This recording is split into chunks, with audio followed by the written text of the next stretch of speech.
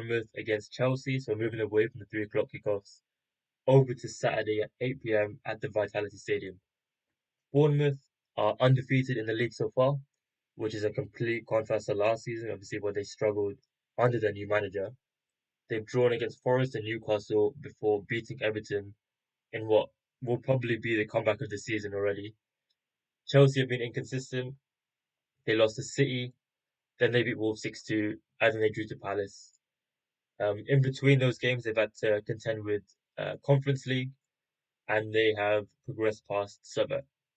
So a difficult team to read. Chelsea, I think they're still sort of finding their feet under Maresca, but I think there's good value in this game once again.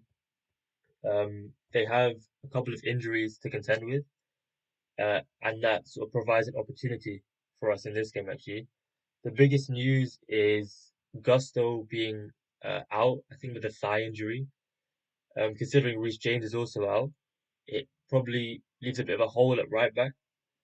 Um, but what we can do is we can look into the games against Servette as a sort of indication on who will start here. So the player that's actually started at right back has been Disasi, which is unusual given his sort of physical profile. He isn't built like a fullback. He's he's stocky, he's slow, he's big, but Maresca obviously favours him as a right back, and he's played there against Servette, so he could be in line for a start here against Bournemouth. And my first pick is for him to make 2 tackles, which is currently priced at 2.9 with Ladbrokes. The only other book I've seen offer that is William Hill, and they're at 1.75. So pretty big disparity there. And I would say 1.75 is actually closer to a fair price. Um, but he started 2 games this season in the Conference League. At Stamford Bridge, he made 1 tackle and was dribbled past once, so he attempted a tackle and failed. And then in the away leg, he managed 3 tackles and was dribbled past once. Looking into his data from last season, he generally sees an uptick in tackles when he plays fullback, which obviously makes sense. He's more isolated, he sort of has to cover more ground when he's playing out wide. But he draws an ideal matchup here against Bournemouth, who drew the most tackles in the league last season. They've continued that trend into the new season with 24 tackles drawn from Forest, 21 tackles from Newcastle, 28 from West Ham in the EFL Cup, and 17 from Everton.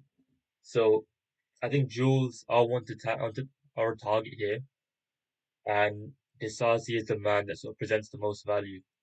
With 365, the tackle line is very, very short. Again, it's something I would potentially back, but I just don't really see the value in it. Um, when these two sides faced up last season, Chelsea made 25 tackles. Um, so yeah, as I say, fullback tackles always a target. I think Disasi is priced as a centre back here, so there's sort of potential that the price drops. Hopefully it doesn't drop too much, but I would sort of take this down to maybe 2.4 or in the range of around 2.2 to 2.4. I would say is good value. 2.9 is just massive for a fullback playing against Brentford or playing against Bournemouth, who drew the most tackles in the league last season. Uh, Angle 2 for me here is a man I backed a lot before the international break, and it is Antoine Semenyo.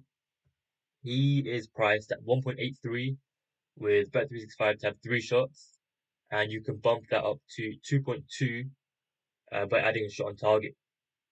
If we look into his in the first game against Forest, oh, 1 second. In the first game against Forest, Semenyo got on the score sheet, opened his account for the season, um, and he started in a sort of striker role. He started as a centre forward. Um, it was an interesting one because the first half he didn't really look settled. He was sort of aimlessly pressing. He didn't see much of the ball. And Iraola must have recognised that, and he moved him back over to his favoured right wing position. Um, and throughout the game, he just sort of popped up wherever he was on the left wing, he was playing as an advanced midfielder, on the right wing, just sort of wherever he found the opportunity to get on the ball, he was there. He saw so much of the ball. He had 5 shots in that game, two on target, and he scored the goal.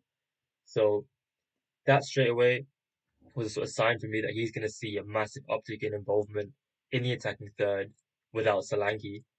And he's continued that trend. So he had 7 shots against Newcastle in the next game at home. And then he had 5 shots against Everton, two on target, and a goal. So he's had at least 3 shots in every game so far. He's had at least 5 shots in every game so far. Um, so this price of 1.83 for 3 shots looks really, really good value. Again, ladder potential.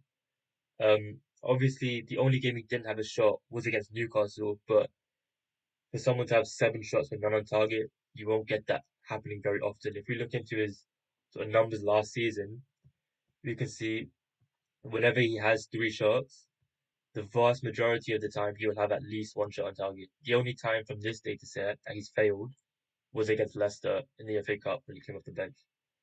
So again, I think the two stats are correlated, shots and shots on target, obviously. So having that odds against, I think is really, really good value.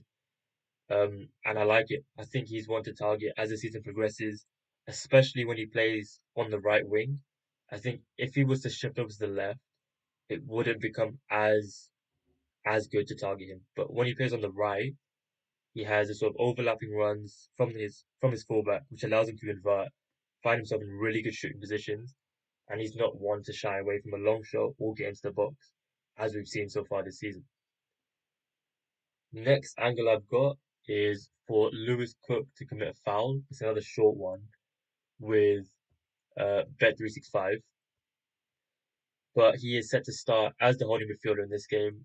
Philip Billing was on the injury report, which potentially works to increase his minutes. There's a good chance he plays the full 90 here. And so far this season, he has 9 fouls in 3 games, with at least 2 fouls landing in every game. So 1 foul to land against Chelsea looks a good price on the surface. If we look into that a bit more, last season against Chelsea, he made 1 foul at Stamford Bridge, or he made 1 foul at home, and 4 fouls at Stamford Bridge. So he was involved. He was involved heavily in duels, and I think it makes sense whenever you consider who he'll be matched up against. It will likely be Cole Palmer. He is 75% likely to start this game. Um, but even if he doesn't, I think he draws another great matchup against Nkunku. He should also find duels against the likes of Madueke, Pedro Neto, Nicholas Jackson, all good players to draw fouls. So as the holding midfielder, I think he looks really nice value. Obviously the 1.4 is a bit short, so we can have a look into things to double it with.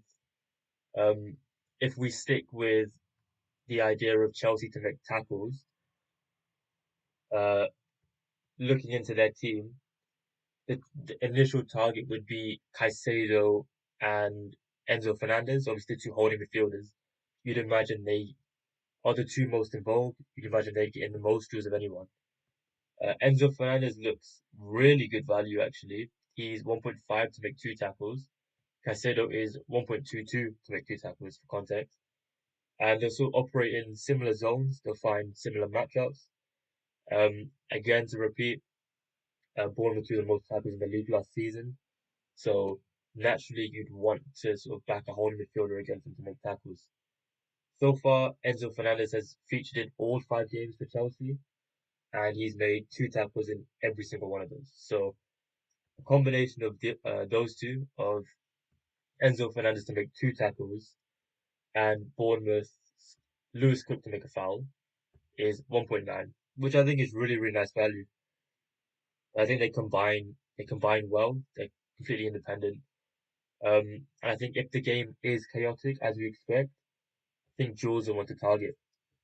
Both Bournemouth and Chelsea sort of have very, very low PPDA stats this season. There is the high expectation for goals. We've got a very, very short goal line. So everything sort of points to the game being quite chaotic, quite open, and I think that lends itself to back tackles and fouls. Um, so that's the angles for